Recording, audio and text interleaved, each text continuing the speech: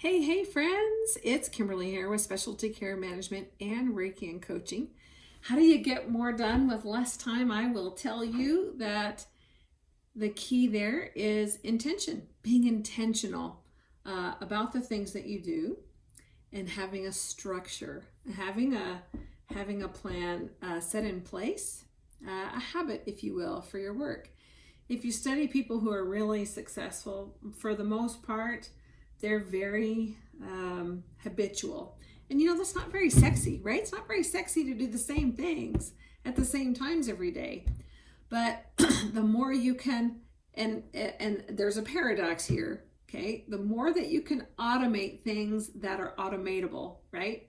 So, in other words, say for instance, health and vitality and having energy is really important to me. If you don't have that, in my opinion, you don't have anything.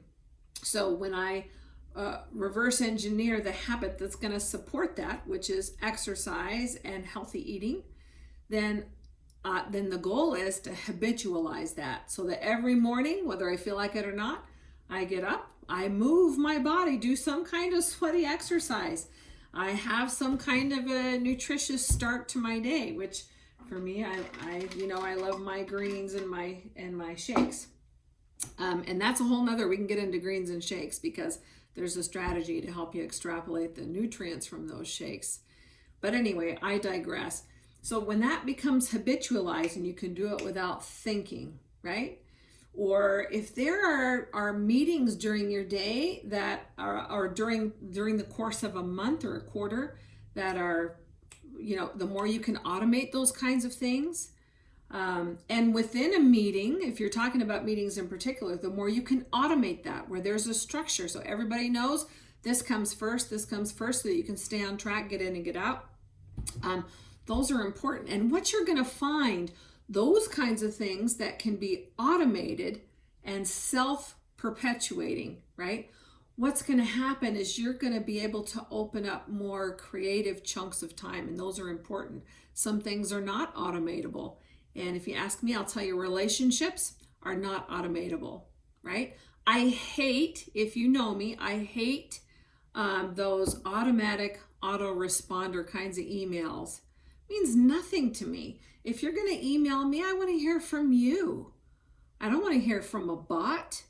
And I don't want to have, I want to hear from you. I want to develop a relationship with you. You could even carry that forward to the time that you're spending on social media. And as a matter of fact, a new friend of mine had such a great post.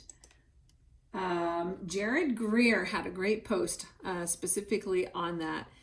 But, the time that you spend on social media, in my mind, it should be intentional. If you're on LinkedIn to network, then there's a time to get on there and network. But it's important, to really be focused on the purpose of that is relationships. So it's really not about scrolling and liking. It's about having real communications. Are you out? Sometimes I'll see people, they're out just to get a certain number of following. That means nothing to me. You can have a whole bunch of numbers behind your follower list and they're meaningless, because you don't have a relationship with those people. If they're worth following and they're worth sending a contact request or a friend request, they're worth developing a relationship with, and not just what you're going to get from them. What can you do for them? Why would you want to interact with them? A good relationship is two-way. You're going to have something to bring to that relationship, and they have something to offer.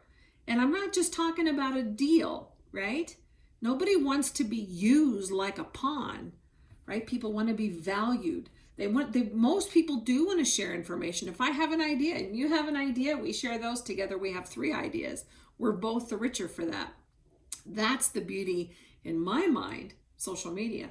On Facebook, I want to interact with people I really care about and have meaningful relationships with. It's not about the number behind your name. If you're not going to have a conversation with folks, it's just a number, right? Same thing in our industry. If you look at data is just numbers unless you do something with it. And then I can digress and talk about our Health Rates 360 program until you're sick of me hearing about it. but it's really, what are you going to do with that data? So when you automate things that are automatable, so you develop those habits that are going to make the success that you seek automagic, that's going to open up time in your schedule to do the things that are not automatable, and that's relationships. And those are super important. They're important for you personally, and they're important in your industry. And so being intentional, not letting yourself get sucked aside to things that aren't productive and aren't going to take you in the direction you want. So here's a question to ask yourself. At the end of the day, for the next week, in your date book here, track your activities. Truly track it. And you're going to ask yourself at the end of every day, you're going to reflect, how do I feel about my day on a scale of 1 to 10? If I were to recreate this day for the next 90 days, if I did the same activities I did today for the next 90 days, am I going to move closer to becoming the person I want to be? Am I going to move closer to having the success I say I want? And if your answer is no, then you need to craft a different day. You're in charge of your day. And I don't care whether that's you working for yourself or you're working for somebody else. When you make yourself and your efforts, your time valuable to the marketplace, then that's where you're going to exponentially increase your capacity and ability to make the life that you want become your reality. And you craft that very intentionally. That doesn't happen by mistake. It happens intentionally. And that's my nugget for you today, is to be intentional and on purpose. I believe in you a squillion %. Make it a great week. Bye, friends.